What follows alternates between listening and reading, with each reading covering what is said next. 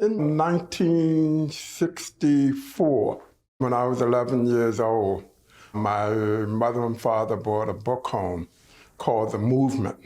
And one photograph in particular seared itself into my psyche.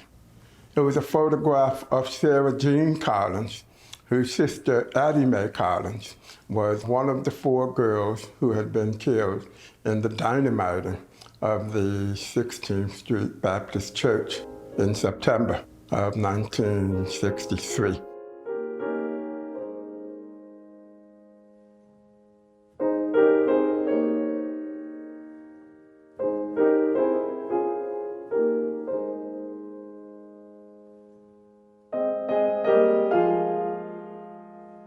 I guess you could say my life could kind of be spoken of as my life before that photograph and my life after. It just really shook me to the core.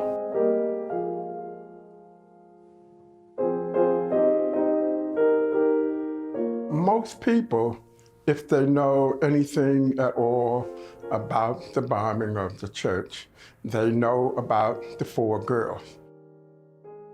What most people don't know about that day was that in the aftermath of the dynamiting of the church, 2 boys were killed.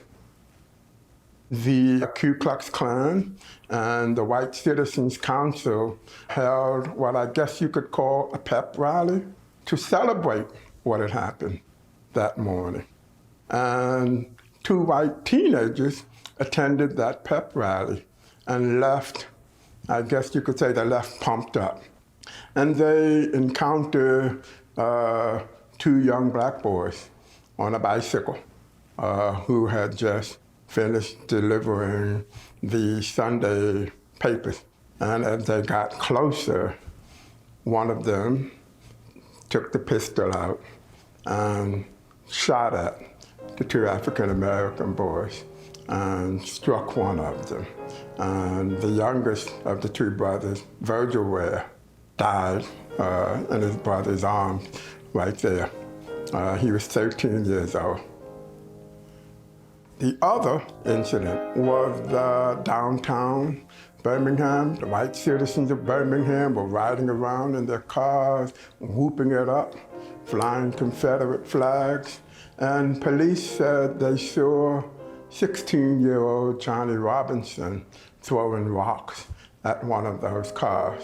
And they called out to him, and he walked away, and the police officer lifted his shotgun and shot him in the back, killing him in the streets of Birmingham that Sunday afternoon. Once I realized that it wasn't just the 4 girls, that it was 4 girls and 2 boys, I knew that I had to embrace them in the shape of whatever the work was going to become.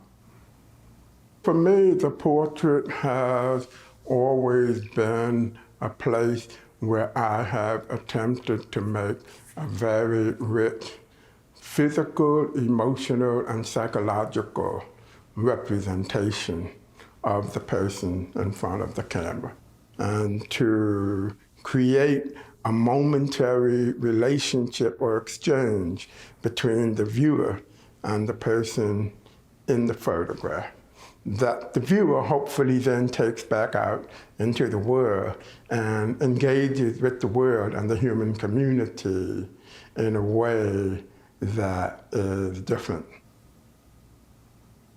My commitment has been for a very long time is to attach that level of complexity to subjects who have not traditionally been seen as having that level of complexity.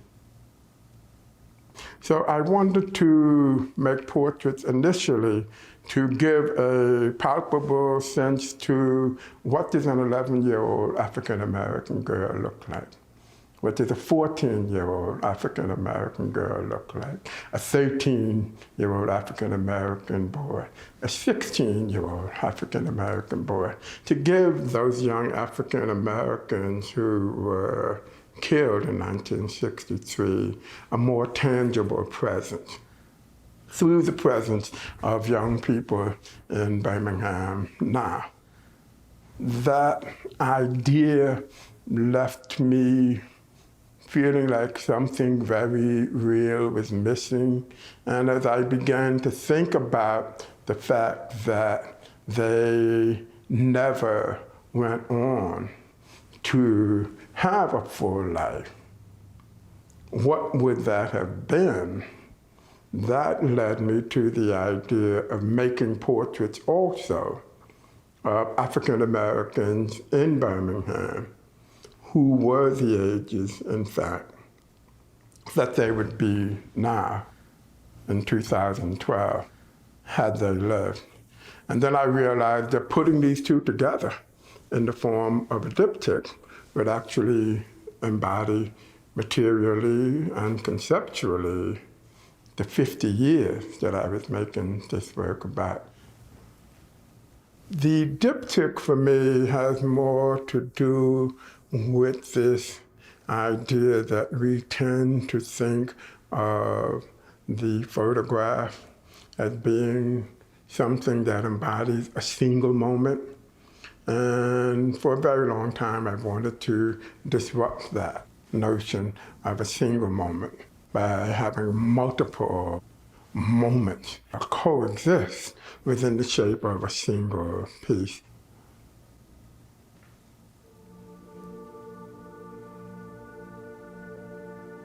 In the video, what I wanted to do was to look at 4 different spaces within Birmingham as they might have existed that Sunday morning.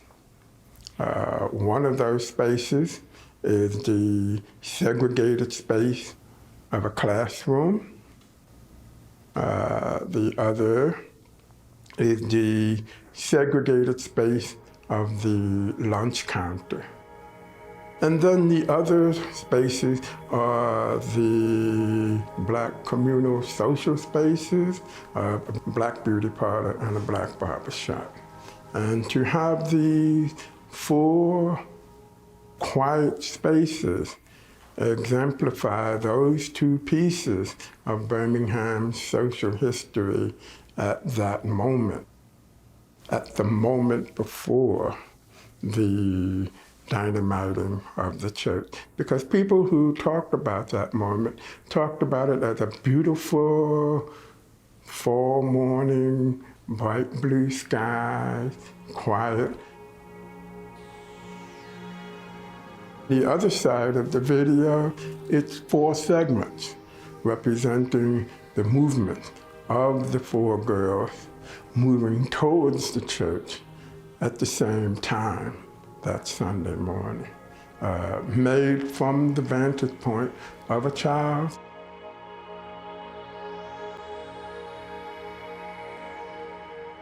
The Birmingham project came out of the need to talk about and to say something very specific about that moment, and to answer the question of how does one make a photograph of the past?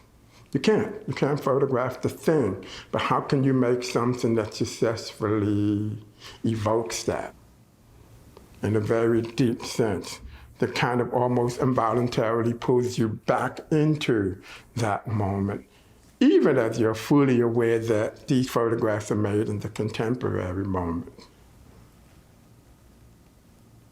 Certainly this moment of Trayvon Martin, young African-American boy, being killed at the moment that I was making work about 4 young African-American girls and 2 African-American boys who were killed in 1963. And this is happening in 2012. Certainly raised the question of the extent to which things have changed or not.